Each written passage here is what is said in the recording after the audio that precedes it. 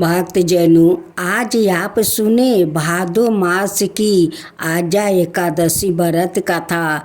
इस आजा एकादशी व्रत कथा बहुत शुभ है भक्तजनों। इसे करने से आपका सारे मनोकामना पूर्ण होने वाली है। भगवान तो कहते हैं कि मेरे ऊपर तुम आस्था रखो और श्रद्धा पूर्वक मेरे व्रत करो, मेरे कथा सुनो, जरूर तुम्हारा मनोकामना पूर्ण होगी।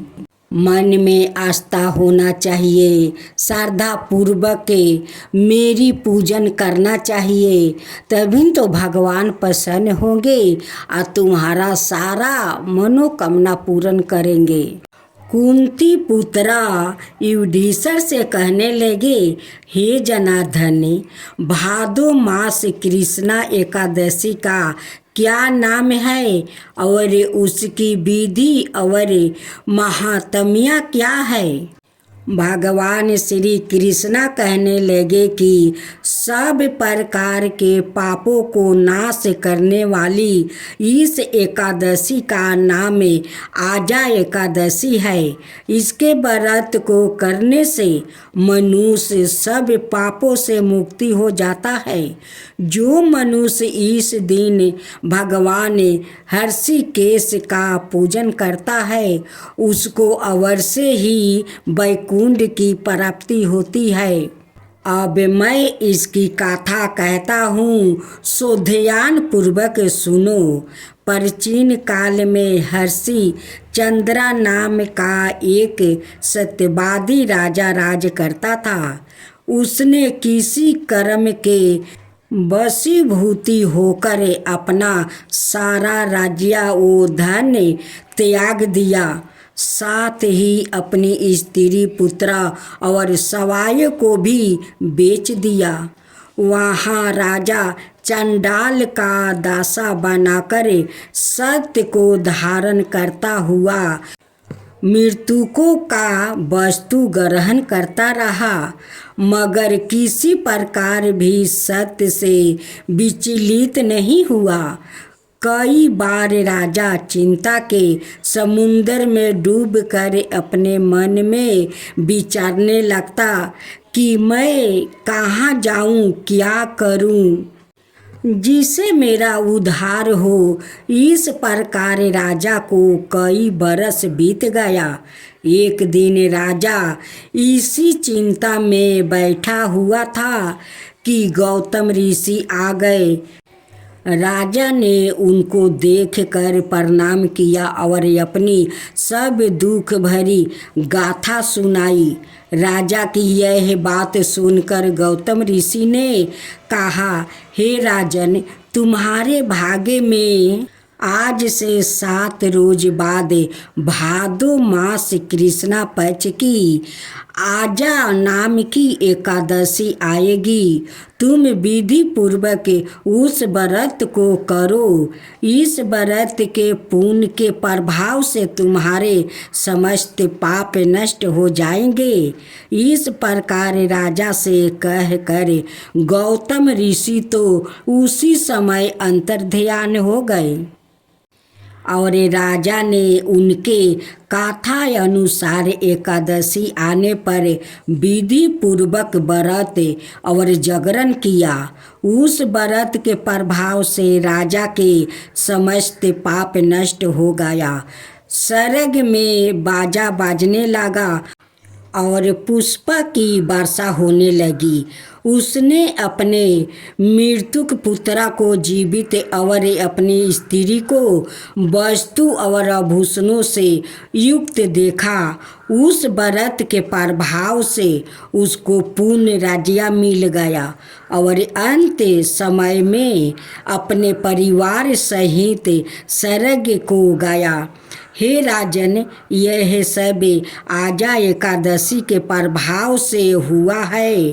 अत जो मनुष्य श्रद्धा के साथ विधि पूर्वक इस व्रत को करते हुए रात्रि में जागरण करते हैं, उनके समस्त पाप नष्ट होकर अंत में वो स्वर्ग लोक को प्राप्ति होते हैं। इस एकादशी की गाथा के श्रवण मात्र से अश्वमेध यज्ञ का फल प्राप्ति हो जाता है। आजा एकादशी व्रत की जय। आजा एकादशी व्रत की जय। भक्तजनों, आज आप सुनेंगे 11 माता की व्रत कथा। भक्तजनों, आज आप सुने 11 माता का नई कहानी। आप लोग इस कहानी को ज़रूर सुने। जितना भगवान के भक्त लोग हैं वो भगवान को श्रद्धे भक्ति से पूजा पाठ भी करते हैं, भगवान का कथा भी सुनते हैं। भगवान उन भक्तों पर प्रसन्न हो जाते हैं, भगवान उनकी सारा मन कामना पूरा कर देते हैं। भगवान भी तो सोचते हैं कि नहीं, मेरा भक्त लोग मेरा श्रद्धा पूर्वक पूजा भी करते हैं, मेरा कथा भी सुनते हैं, तो मेरा तो कर्तव्य है कि मैं भी अपना भक्त लोग का लिए कुछ कर सकूं। तो भक्तजनों, हम सब मिलकर बोलते हैं 11 माता की जय हो, 11 माता की जय हो, विष्णु भगवान की जय हो, विष्णु भगवान की जय हो। तो हम लोग अब 11 माता का कथा सुनते हैं। किसी गांव में एक रूमा नाम का औरत थी। उनकी 2 बेटी थी, एक गोरी थी और एक काली थी। गोरी वाली का नाम लक्ष्मीनिया राखी थी और काली वाली के नाम सौली राखी थी। रूमा अपनी लक्ष्मीनिया से कोई काम नहीं करवाती थी। अब सुने तुलसी माता की व्रत कथा। कार्तिक मास के शुक्ला पक्ष की एकादशी पर भगवान विष्णु के शालिग्राम रूप में और माता तुलसी का विवाह किया जाता है। कई लोग द्वादशी तिथि पर भी तुलसी विवाह करते हैं। तुलसी भगवान विष्णु को अति प्रिय है। तुलसी के बिना भगवान विष्णु भोग स्वीकार नहीं करते हैं। तुलसी पूर्व जन्म में एक लड़की थी जिसका नाम बिंदा था, जिसका जन्म राक्षस कुल में हुआ था। राक्षस जलंधर समुंदर से उत्पन्न हुआ था। बिंदा बड़ी ही पतिव्रता स्त्री थी, सदा अपने पति की सेवा किया करती थी। एक बार देवताओं और दानवों में युद्ध हुआ। जब जलंधर युद्ध पर जाने लगे तो बिंदा ने कहा, स्वामी, आप युद्ध पर जा रहे हैं, आप जब तक युद्ध में रहेंगे मैं पूजा में बैठकर आपकी जीत के लिए अनुष्ठान करूंगी। जब तक आप नहीं लौट आते मैं अपना संकल्प नहीं छोड़ूंगी। जलंधर तो युद्ध में चला गया और बिंदा व्रत का संकल्प लेकर पूजा में बैठ गई। उसके व्रत के प्रभाव से देवता भी जलंधर को ना हरा सके। सारे देवता जब हारने लगे तो विष्णु जी के पास पहुँचे और सभी ने भगवान से प्रार्थना की। भगवान बोले, बिंदा मेरी परम भक्त है, मैं उसके छल नहीं कर सकता। इस पर देवता बोले कि भगवान, दूसरा कोई उपाय हो तो बताइए, लेकिन हमारी मदद जरूर करें। इस पर भगवान विष्णु ने जलंधर का रूप धारण किया और बिंदा का महल में पहुंच गया। बिंदा ने जैसे ही अपने पति को देखा तो तुरंत पूजा में से उठ गई और उनके चरणों को छू लिया। इधर बिंदा का संकल्प टूट गया, उधर युद्ध में देवताओं ने जलंधर को मार दिया और उसका सिर काट कर अलग कर दिया। जलंधर का काटा हुआ सिर जब महल में आ गिरा तो बिंदा ने आश्चर्य से भगवान की ओर देखा, जिन्होंने जलंधर का रूप धारण कर रखा था। इस पर भगवान विष्णु अपने रूप में आ गए, पर कुछ बोल ना सके। बिंदा ने कृपित होकर भगवान को श्राप दे दिया कि वो पत्थर के हो जाए। इसके चलते भगवान तुरंत पत्थर के हो गया। सभी देवताओं में हाहाकार मच गया। देवताओं की प्रार्थना के बाद बिंदा ने अपना श्राप वापस ले लिया। इसके बाद वो अपने पति का सिर लेकर सती हो गई। उनकी राख से एक पौधा निकला। तब भगवान विष्णु जी ने उस पौधा का नाम तुलसी रखा और कहा कि मैं इस पत्थर रूप में भी रहूँगा, जिससे शालिग्राम के नाम से तुलसी जी के साथ ही पूजा जाएगा। इतना ही नहीं, उन्होंने कहा कि किसी भी शुभ कार्य में बिना तुलसी जी के भोग के पहले कुछ भी स्वीकार नहीं करूँगा। तभी से ही तुलसी जी की पूजा होने लगी। कार्तिक मास में तुलसी जी का विवाह शालिग्राम जी के साथ किया जाता है। साथ ही देवउठानी एकादशी के दिन इसे तुलसी विवाह के रूप में मनाया जाता है। तुलसी के साथ साथ बेभाव लक्ष्मी की भी पूजा होती है। उनकी साथ साथ उनकी भी कथा सुनी जाती है। जो मनुष्य शुक्रवार के दिन बेभाव लक्ष्मी का पूजा करते हैं, उनकी घर में कभी धन का कमी नहीं होती है। वो माँ लक्ष्मी हमेशा उनकी घर में धन भरी रखती है। उसलिए माँ संतोषी का पूजा करे तो साथ में बेभाव लक्ष्मी का भी किया जाता है। ये शुक्रवार के दिन माँ लक्ष्मी और माँ संतोषी का दोनों को पूजा होता है। दोनों को कथा सुनने से दोनों माता प्रसन्न होती है और उनकी घर में अन्न से धन भर देती है, अखंड सौभाग्यवती रखती है। माँ बेभाव लक्ष्मी बहुत कृपालु है। जितने कृपालु माँ संतोषी है, उतने कृपालु बेभाव लक्ष्मी भी है। दोनों माते अपना भक्त का वचन भी सुनते हैं और उनकी सारा कामना पूरा कर देते हैं। माता संतोषी और बेभाव लक्ष्मी के कथा सुने तो साथियों पूरा कथा सुने, ताकि माँ लक्ष्मी खुश हो जाए और अपना भक्त पर अपना कृपा बरसाए। जय बेभाव लक्ष्मी, जय बेभाव लक्ष्मी, जय संतोषी माता, जय संतोषी माता।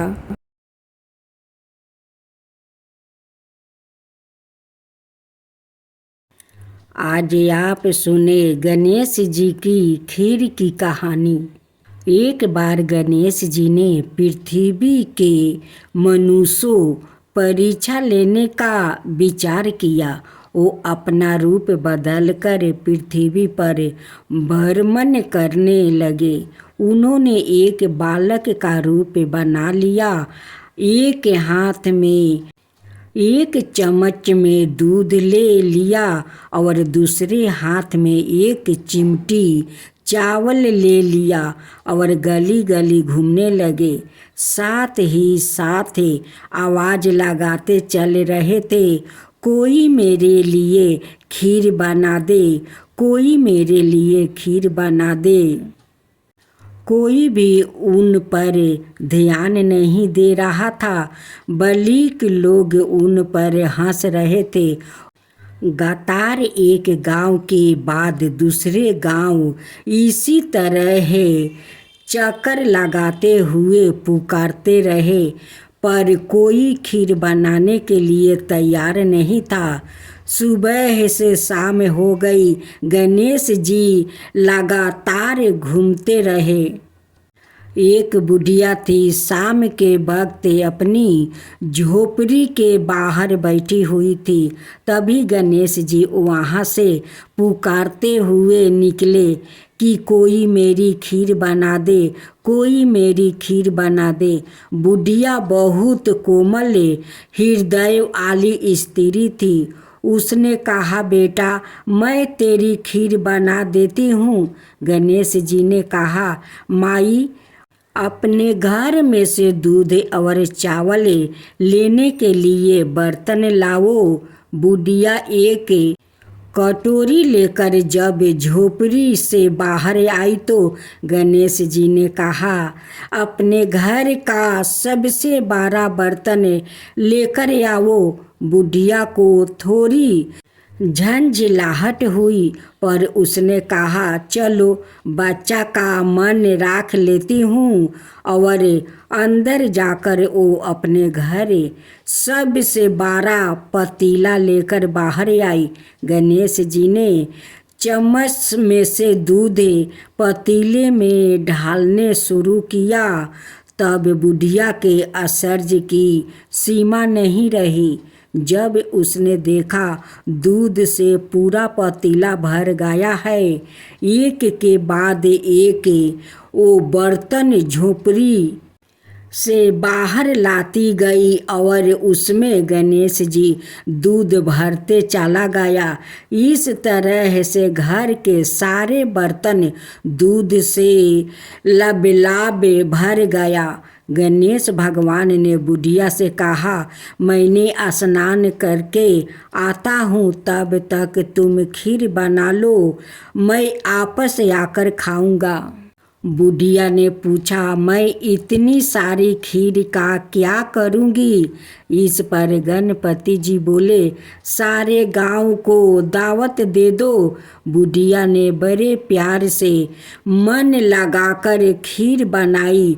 खीर की भीनी भीनी मीठी मीठी खुशबू चारों दिशाओं में फैल गई। खीर बनाने के बाद वो हर घर में जाकर खीर खाने का न्योता देने लगी। लोग उस पर हंस रहे थे। बुढ़िया के घर में खाने को दाना नहीं और यह सारे गांव को खीर खाने की दावत दे रही है। लोगों को कतूहल हुआ और खीर की खुशबू से लोग घींचे चले आ गए। लो सारा गांव बुढ़िया के घर में इकट्ठा हो गया। जब बुढ़िया की बहू को दावत की पता मालूम हुई तो तब वो सबसे पहले वहाँ पहुँच गई। उसने खीर से भरे पतीलों को जब देखा तो उसके मुंह में पानी आ गया। उसे बड़ी जोर से भूख लगी हुई थी। उसने एक कटोरी में खीर निकाल ली और दरवाजे के पीछे बैठकर खाने की तैयारी करने लगी। इसी बीच एक जूठा गिर गया और गणपति जी को भोग लग गया और वो प्रसन्न हो गए। अब पूरे गांव को खाने की दावत देकर बुढ़िया वापस अपने घर आई तो उसने देखा बालक वापस आ गया था। बुढ़िया ने कहा, बेटा खीर तैयार है, भोग लगा लो। गणपति जी बोले, माँ भोग तो लाग चुका है, मेरा पेट पूरी तरह से भर गया है, मैं तृप्त हूँ। अब तू खा, अपने परिवार और गांव वालों को खिला। बुढ़िया ने कहा, यह तो बहुत ज़्यादा है, सबका पेट भर जाएगा, इसके बाद भी यह बच जाएगी। उस बीच खीर का मैं क्या करूँगी? इस पर गणेश जी बोले, उस बची खीर को रात में अपने घर के चारों कोना में रख देना। और बुढ़िया ने ऐसा ही किया। जब सारा गांव जी भर कर खा चुका तब भी ढेर सारी खीर बच गई। उसने उसके पात्रों को अपने घर के चारों तरफ राख दिया। सुबह उठकर उसने क्या देखा, पतीलों में खीर के स्थान पर हीरे जवाहरात और मोती भर गया है।